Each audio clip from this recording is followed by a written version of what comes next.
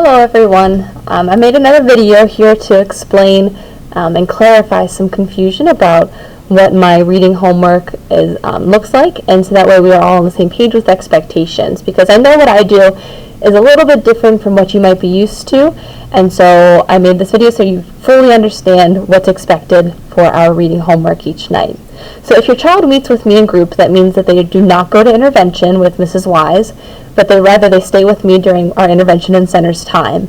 They come to me every day in a small group setting, and we work on skills that align with the C.A.F.E model of reading instruction, which the C.A.F.E model is just an acronym for the words comprehension, accuracy, fluency, and expanding vocabulary. And those are the skills that are identified as what makes up a good reader. So all of the skills that we work on fall into one of those categories. And how I decide what category each group will do their work within, it depends on the data that I collect. So I collect most of my data from running records and the MAP scores, and that's how I see what each child needs, and that's how I decide which area of C.A.F.E we work. And it changes week to week on which skill, but most of the time they will jump around throughout the different skills based on how they grow as readers. So at school, in group, I choose a book that we practice that skill in each week, and the skills are taught and reinforced with that book here at school. But then this folder comes home every night, and inside this folder you should find a bookmark and a book. Now this bookmark is color-coded to match the zone of C.A.F.E that each child is in. So comprehension is this pink color, and on the back it tells comprehension.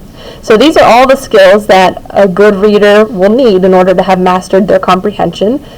So these are all strategies, and you should see a check mark on the back somewhere of which skill we're focusing on in school. So this bookmark comes home, and it's a way for you to see, okay, what exactly are they practicing during their small group reading instruction with me. On the front, each day there's a spot for the child to write down what's called their reading goal. You'll notice that it's in your child's handwriting. I do not write anything unless there's an issue with, they were absent a day, or we have a snow day or something like that. You'll see me write something here. Otherwise, it should be the child writing a page number or a set range of pages which they would like to read. The reason I have the kids set their reading goal is because I believe that as readers in life, we're almost never told what to read, and we're almost never told how much to read. So think of yourself as an adult.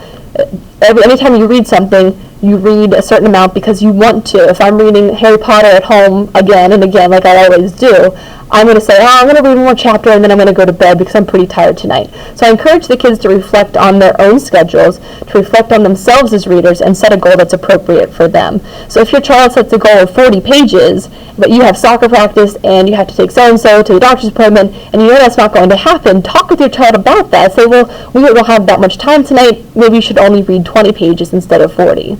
So please encourage your child to be reflective on their own reading. If they set a goal that's too small, encourage them to expand their goal, because that's what I'll be doing at school as well. And then a parent guardian signature, that could be an older brother or sister as well. It could be babysitter, it could be aunt and uncle, whoever they read with at home, or whoever witnesses them read, they can be the ones who sign there. Okay, so that's the reading goal. And the book inside. The book inside should be a book that is at a level which I find to be appropriate for your child based on the running records that I collect and other data sources. But the book itself is chosen by your child. And the book is chosen from our classroom library, and it should be a book of high interest to that kiddo. So I'm not telling them which book to read. Again, I want them to be readers for life. So I'm not going to tell them you have to read this book, you have to read it all week, you have to read this page to this page.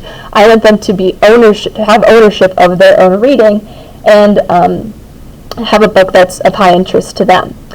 Also, while they're reading this book, please encourage them to use the skills that we are practicing in school.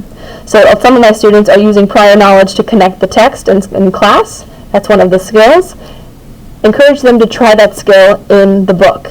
Even if you're not sure how to support it, at least use that same language with them. Like, oh, did you connect to the text at all? Did it remind you of anything? And that question is even there for you to help prompt you in supporting them as a reader.